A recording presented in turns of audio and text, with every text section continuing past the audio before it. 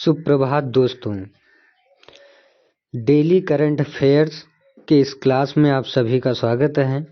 दैनिक समसामयिकी से 31 मार्च से रिलेटेड जो भी इम्पोर्टेंट फैक्ट्स बन सकते हैं, जो भी पॉइंट्स बन सकते हैं, वो हम इस वीडियो में डिस्कस करेंगे। तो चलिए भैया, थोड़ा सा करंट अफेयर भी पढ़ लिया जाए। आओ तनिक करंट अफेयर पढ़ लीन जाए। स्लाइड पे बढ़ते हैं। जो फर्स्ट आपको स्क्रीन पे दिख रहा होगा कि पासपोर्ट सूचकांक अंक भारत जो है 2023 में 144वें जो है स्थान पर आ गया है। यानी जो पासपोर्ट सूचकांक जारी किया गया है उसमें जो भारत की रैंक है 2023 में वो 144 हो जाती है। अब आप बोलेंगे कि ये जो पासपोर्ट सूचकांक है इसमें भारत की रैंक कितनी हो गई? 144 हो गई, जो कि पिछले अगर साल से कंपैरिजन कराई जाए तो 6 रैंक की इसमें गिरावट आई है। अगर 6 रैंक की गिरावट आई है तो इसका मतलब इससे पहले कितनी रही होगी? 138 रही होगी, तभी तो जाके इसमें 6 अंकों की गिरावट आई हुई है, रैंक की गिरावट आई है, तब जाके ये 144वें स्थान पर आया है। अच्छा, ये केवल भारत की ही रैंक नहीं गिरी, इसमें और भी कई सारे देश हैं, जैसे वियतनाम हो गया, इंडोनेशिया हो गया, चाइना हो गया, थाईलैंड हो गया। इन सब की रैंक में भी गिरावट दर्ज की गई है। अब बात आती है पासपोर्ट सूचकांक की। तो इसमें हुआ क्या है, ये गिरावट इस वजह से आई है क्योंकि भारत की जो मोबिलिटी स्कोर है वो कम हो गया है। अब मोबिलिटी स्कोर भारत का इससे पहले 2022 में 73 था, 73 था, लेकिन इस बार जो है 70 ही स्कोर रह गया है। तो मोबिलिटी स्कोर के बेसिस पर जो है पासपोर्ट सूचकांक में जो है गिरावट या फिर वृद्धि दर्ज की जाती है। तो ये आपको बातें याद रखना है कि पासपोर्ट सूचकांक में भारत 2023 में कौन से रैंक के पर रहा है? तो 144 पे जो है रहा है। उसके बाद आ जाते हैं नवीन जिंदल जी। नवीन जिंदल जी को क्या किया गया है? टेक्सास विश्वविद्यालय द्वारा लाइफ टाइम अचीवमेंट अवार्ड से सम्मानित किया गया है। कौन सा इन्हें सम्मान दिया गया है, अवार्ड दिया गया है? लाइफ टाइम अचीवमेंट अवार्ड किसको मिला है? नवीन जिंदल जी को दिया गया है। तो नवीन जिंदल जी को जो है लाइफ टाइम अचीवमेंट अवार्ड से सम्मानित किया गया है। अब आप कहोगे कि हमको कब मिलेगा ये लाइफ टाइम अचीवमेंट अवार्ड? नवीन जिंदल जी को तो दे दिया। तो अगर आपको पाना है तो इसके लिए आपको क्या करना पड़ेगा कि जो है सामाजिक परिवर्तन लाने का प्रयास करना पड़ेगा। इसके साथ साथ यूनिवर्सिटी के विकास में जो है योगदान अगर आप दोगे तो आपको ये मिल सकता है। और भी जीवन की ऊंचाइयों को छूने के लिए लोगों को अगर आप प्रेरित कर रहे हो तो उसके लिए जो है ये लाइफ टाइम अचीवमेंट अवार्ड दिया जाता है। अच्छा, ये जो है टेक्सास विश्वविद्यालय के द्वारा जो इन्हें लाइफ टाइम अचीवमेंट अवार्ड से सम्मानित किया गया है, ये विश्वविद्यालय के द्वारा दूसरे मतलब व्यक्ति हो जाते हैं। अब आप कहोगे फिर पहले कौन थे? तो पहले आप लोग याद रखेंगे, जो फर्स्ट थे वो अजीज कौन हो जाएंगे? अजीज सेंगर जी हो जाएंगे। कौन हो जाएंगे?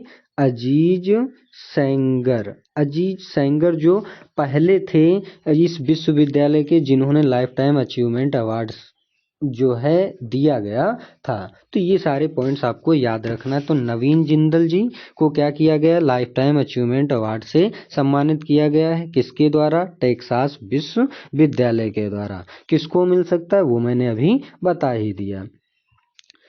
स्लाइड पे आपको दिख रहा होगा कि अंतर्राष्ट्रीय शून्य अपशिष्ट दिवस। अंतर्राष्ट्रीय शून्य अपशिष्ट दिवस यानी the international day of zero waste. Zero waste यानी शून्य अपशिष्ट दिवस जो है कब सेलिब्रेट किया जाता है? 30 मार्च को, यानी कि कल जो है ये दिवस सेलिब्रेट किया गया था।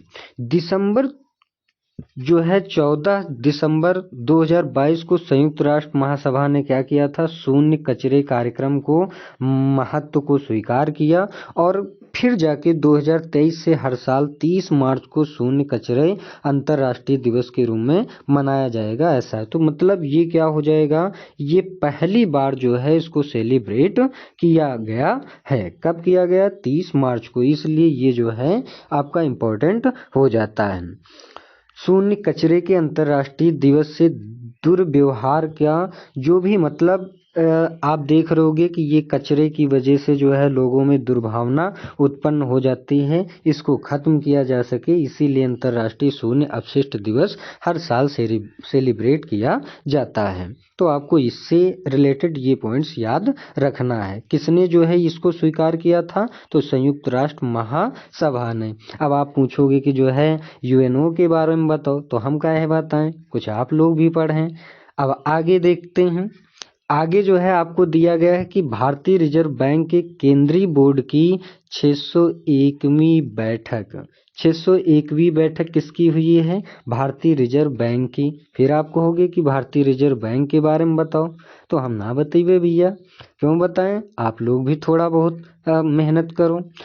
तो हुआ क्या है कि भारतीय रिजर्व बैंक का जो केंद्रीय बोर्ड है उसकी जो है 601वीं बैठक हुई है। अब यही आपको याद रखना है कि केंद्रीय रिजर्व बैंक जो है, भारतीय रिजर्व बैंक जिसको केंद्रीय बैंक कहते हैं, इसकी कौन सी बैठक हुई है, जो है 601वीं बैठक हुई है। अब आपसे एक और पॉइंट पूछा जाता है कि जो है रिजर्व बैंक ऑफ इंडिया के गवर्नर कौन है, शक्तिकांत दास जी हैं, उनकी अध्यक्षता में ही ये 601वीं बैठक हुई है।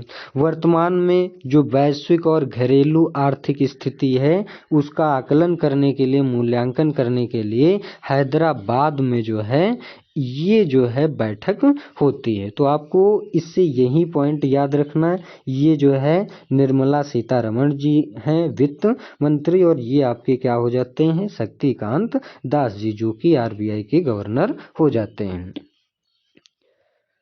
नेक्स्ट देखो भैया, सरकार ने फिर से खिला कर दिया। अच्छा करे क्यों नहीं, उसका भी रीजन है। अब तो आप लोग खूब सब के सब लोग गूगल पे, फोन पे सब कुछ तो चला रहे हो, तो सरकार लेगी किससे, हम ही आप लोगों से तो लेगी।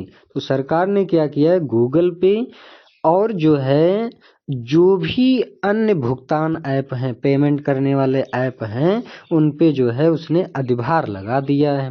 अब अधिभार 1 अप्रैल से शुरू हो जाएगा। फिर आप कहोगे कि इतना टैक्स अब लेने लगा, तो क्या हुआ है, 1 अप्रैल से शुरू होने वाले national payments corporation of India NPCI ने ऑनलाइन विक्रेताओं में उपयोग किए जाने वाले प्रीपेड भुगतान उपकरणों के लिए 1.1% तक के इंटरचेंज शुल्क लागू कर दिए हैं। यानी इंटरचेंज शुल्क जो है अब कितना देना पड़ेगा, 1.1% जो है लागू हो गया है। इस शुल्क को व्यापक मर्चेंट कोड पर आधारित 0.5% तक की दर से अधिकतम 2000 रुपये से अधिक यूपीआई भुगतानों के लिए ये किया गया है। यानी कि अगर आप 2000 रुपये से अधिक यूपीआई पे भुगतान करते हो तो जाके आपको 1.1% का इंटरचेंज शुल्क देना पड़ेगा। अब यूपीआई जो है नो लॉन्गर फ्री, अब ज़्यादा और फ्री नहीं हो सकता। अब आप कहोगे कि इतने दिनों से तो फ्री चल रहा था, तो आप जानते ही हो ये जो भी ऑनलाइन सर्विसेज हैं इनको प्रोवाइड कराने के लिए जो है बहुत सारा खर्चा आता है, और इन सब में जो है इम्प्रूव करने के लिए भी ये अधिभार जो है लगाया जा रहा है, इंटरचेंज शुल्क लागू किया जा रहा है। तो ये आपको पॉइंट याद रखना है। अगर आपसे पूछा जाता है कि इंटरचेंज शुल्क जो है कितना कर दिया गया, तो 1.1% हो जाएगा। किसके द्वारा, नेशनल जो भी पेमेंट्स कॉरपोरेशन ऑफ इंडिया है उसके द्वारा लगाया गया है। नेक्स्ट आ जाता है, ये आपको नाम याद रखना है, जस्टिस रमेश सिन्हा। अरे भैया वाह, अरे ये तो जस्टिस हैं, न्यायाधीश हैं, कौन, रमेश सिन्हा।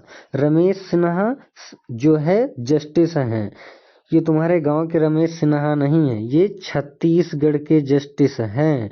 इनको क्या किया गया है, हाई कोर्ट के नए मुख्य न्यायाधीश के रूप में नियुक्त कर लिया गया है। तो छत्तीसगढ़ हाई कोर्ट के जो नए मुख्य न्यायाधीश हैं वो कौन बन गए हैं, रमेश सिन्हा, जस्टिस रमेश सिन्हा।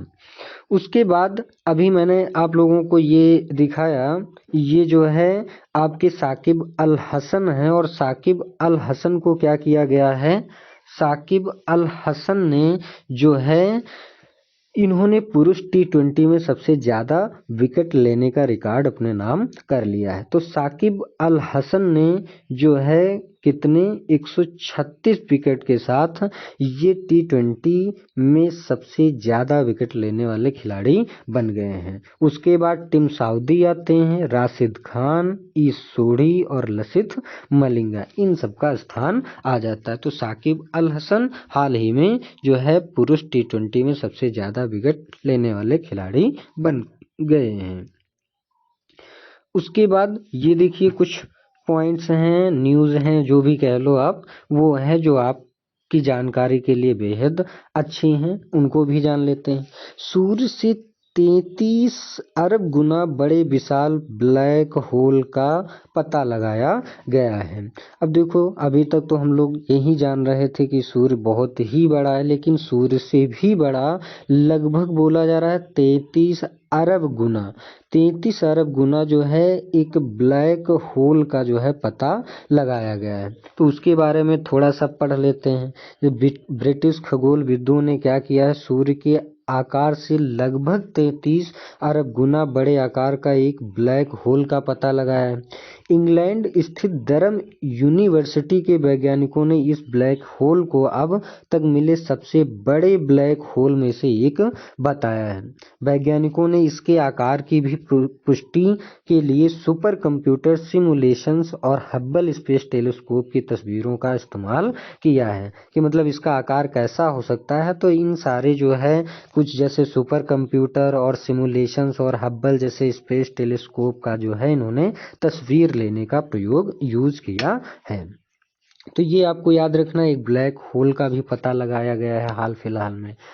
नेक्स्ट दिया गया है कि भारत की कांगड़ा चाय, ये देखो भैया चाय आ गई, ठीक है, सुबह, और वो भी चाय।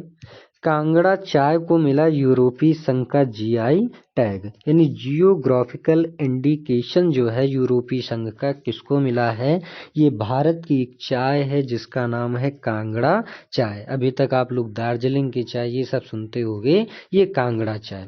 भारत की कांगड़ा चाय को यूरोपीय यूनियन का जीआई टैग दिया गया है, जियोग्राफिकल इंडिकेशन जो है प्रदान किया गया है। यूरोपियन यूनियन एग्रीकल्चर ने ट्वीट किया कि कांगड़ा चाय की खेती हिमालय के पश्चिमी हिस्से में धौलाधार पर्वत श्रृंखला की ढलानों पर समुद्र तल से 900 से 1400 मीटर की ऊंचाई पर की जाती है।